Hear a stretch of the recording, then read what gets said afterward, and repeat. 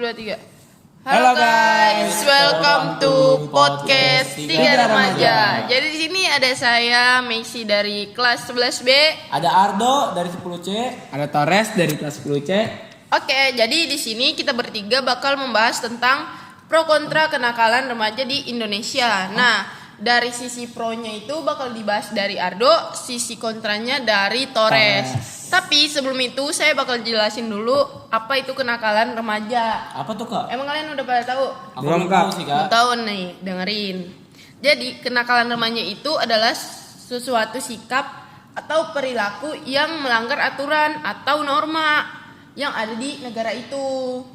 Kalian mau tahu nggak contohnya kayak gimana? Apa tuh Mau Kak? dong, mau dong. Nah, jadi contohnya itu mulai hal yang paling kecil deh, paling ringan. Apa tuh Kak contohnya? Kayak bolos sekolah. Kalian pernah bolos Torres, sekolah nggak? Torres. Doh.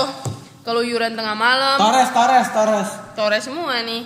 Berkendara tanpa SIM Arda, dan Arda. merokok. Ardo Kak. Torres. Kalian nggak ada yang ngerokok kan? Enggak, aku enggak. Nah, selain itu ada juga yang lebih parah nih. Ngapain tuh, Nah, Kak? Mau tahu?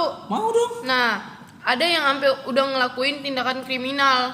Apa tuh, seperti tawuran. Oh Torres itu.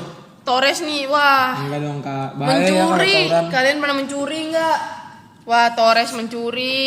Torres jangan mencuri, Torres. Terus habis itu penggunaan obat-obatan terlarang dan seks bebas. Wah, Nah, bahaya juga ya itu Kak. iya, kenakalan remaja ini tuh udah jadi sorotan semua orang. Karena hal ini tuh bagi banyak pihak udah cukup serius.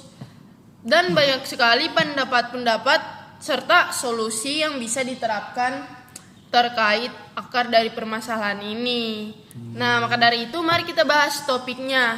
Kita mulai dari pro yang bakal disampaikan oleh Ardo. Oke guys, kali ini saya ingin ngebahas pro-nya. Yang pertama itu kurangnya pendidikan dan pengawasan kak. Karena kurangnya pendidikan dan pengawasan yang memadai, banyak remaja zaman sekarang yang seringkali mengalami kesulitan dalam mengakses pendidikan yang berkualitas.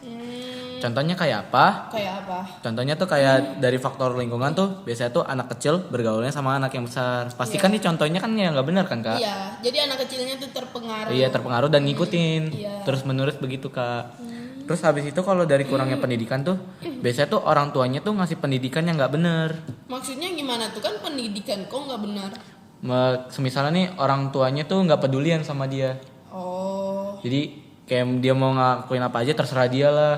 Terus nggak diawasin, nggak dikasih tahu kayak gitu kak. oh. Sekarang kita beralih ke Torres. Kontranya apanya? Apa nih, Res? Nah, kontranya itu kurangnya tanggung jawab individu dan masyarakat Kak. Karena di sisi lain juga ada pandangan yang berbeda terkait masalah ini. Ada yang berpendapat bahwa masalah kenakalan remaja tidak bisa semata-mata bisa disalahkan pada pendidikan pengawasan yang buruk. Kenapa? Dan juga ada cukup banyak remaja yang memilih untuk mengikuti kemauan mereka sendiri Kak. Kayak egoisan mereka sendiri. Jadi di sini tuh menurut lu remajanya itu kayak kurang kesadaran diri aja. Nah, benar, bukan Kak. dari bukan gara-gara pendidikan yang kurang atau pengawasan yang kurang gitu. Jadi iya, emang mereka betul, Kak. mau ngelakuin aja. Ya betul Kak. Oh, kita beralih lagi ke Ardo nih. Pro-nya apa nih, Do? Oke, sekarang tadi yang keberapa? Kedua berarti ya tentang pro-nya ya. Yaitu pentingnya pendekatan resolutif. Apa itu pendekatan resolutif?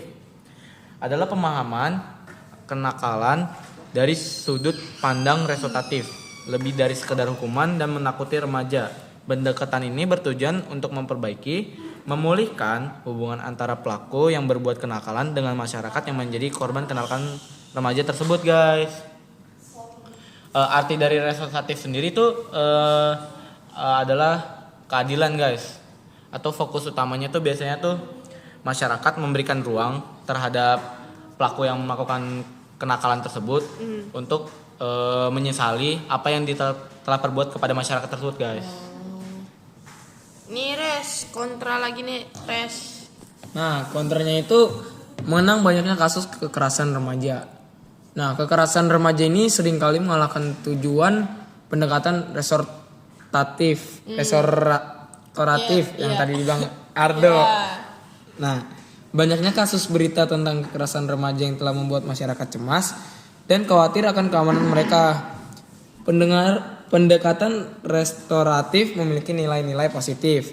Ada beberapa pendapat bahwa beberapa kasus kekerasan remaja membutuhkan pendekatan yang lebih tegas Kak, untuk menemukan keseimbangan yang tepat antara memberikan kesempatan kedua bagi remaja yang melakukan kesalahan dan melindungi keselamatan masyarakat secara keseluruhan. Oke, guys, jadi kita udah dengar nih pro dan kontra dari Torres sama Ardo. Ya, kesimpulan dari perdebatan ini tuh mengenai kenakalan remaja di Indonesia ini sangat rumit karena melibatkan berbagai sudut pandang dalam masyarakat. Nah, perbedaan pendapat ini, pendapat tentang penyebab dan solusi yang tepat ini, ya itu balik lagi bakal menimbulkan berbagai sudut pandang dalam diskusi ini. Sebagai masyarakat sendiri, kita tuh perlu mendengarkan dan memahami semua semua cara pandang ini agar kita tuh bisa bekerja sama dan kita bisa menangani masalah ini. Karena kasus kenakalan remaja ini udah sangat resah banget. Kalian mau tahu nggak cara menghadapinya kayak gimana? Gimana tuh Kak biar kita juga bisa ngadepin. Ada beberapa cara yang bisa dilakukan. Yang pertama itu kita penting sekali untuk diingat bagi para orang tua untuk selalu memberikan pendidikan dan nilai positif kepada anak-anak kita, dan para orang tua juga harus memberikan contoh yang baik dan perhatian dan pendampingan.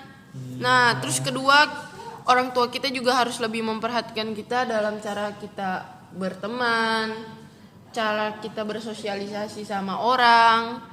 Dan kita juga harus diajarkan tentang mengenai adab-adab yang ada di negara ini agar kita tuh nggak ngelanggar, ya itu guys, agar kita tuh nggak ngelakuin kenakalan remaja ini. Nah, sekarang gue bakal bahas tentang peran pendidikan agama Kristen dalam mengatasi masalah ini. Emang bisa Kak? Bisa, karena ya saya sendiri agamanya Kristen, jadi saya bakal bahas dalam agama Kristen. Nah, agama Kristen ini bisa mengatasi masalah kenakalan remaja ini ada beberapa cara. Mau tahu nggak ada berapa cara? Gimana tuh Kak? Berapa cara sih? Ada 5. Banyak Nah, juga. iya. Cara pertama, membangun karakter. Pendidikan agama Kristen ini dapat membantu membangun karakter karena remaja yang kuat dan integritas, sehingga mereka itu dapat membuat keputusan yang tepat dan bertanggung jawab. Nah, yang kedua, mengembangkan nilai-nilai moral. Pendidikan agama Kristen ini tuh dapat membantu remaja buat memahami, menginternalisasi nilai-nilai moral. Oh gitu Kak. Iya, contohnya kayak kasih, kejujuran, dan tanggung jawab yang bikin mereka nih dapat menjadi warga masyarakat yang baik. Nah, yang ketiga, memberikan bimbingan. Pendidikan agama Kristen dapat memberikan bimbingan kepada remaja dalam menghadapi tantangan dan kesulitan hidup yang membuat mereka tuh bisa mengatasi masalah dengan lebih baik. Contohnya mereka ke gereja terus curhat, kayak bukan curhat sih, lebih ke cerita-cerita ke mungkin orang-orang yang ada di gereja, ke pendeta, biar mereka tuh bisa didoain. Nah, sehingga mereka tuh bisa kayak apa ya, rasa percaya mereka kepada Tuhan tuh lebih tinggi, dan itu gua rasa ya sendiri itu bisa ngatasin masalah dengan lebih baik. Nah, terus yang keempat itu meningkatkan keterampilan sosial. Gimana tuh Kak? Nah, remaja dapat mengembangkan keterampilan sosial seperti komunikasi, empati, dan rasa kerjasama, sehingga mereka para remaja bisa berinteraksi dengan orang lain lebih baik lagi. Yang kayak gue bilang tadi tuh contohnya lu bisa ngomong ke pendeta atau siapa gitu, jadi dikasih bimbingan gitu. Nah, yang terakhir nih, mengembangkan rasa percaya diri. Pendidikan agama Kristen ini gak cuma agama Kristen sih, kayaknya semua agama itu dapat membantu remaja mengembangkan rasa percaya diri yang sehat. Contohnya, tahu nggak contohnya apa? Gimana? Apa tuh, Kak? Nggak tahu saya. Ya, contohnya mereka bisa membuat keputusan yang baik dan tepat dan bertanggung jawab tentunya. Oke, demikian podcast kita. See you the next podcast. Yes, bye-bye. Bye-bye. Didengerin ya sampai habis. Makasih.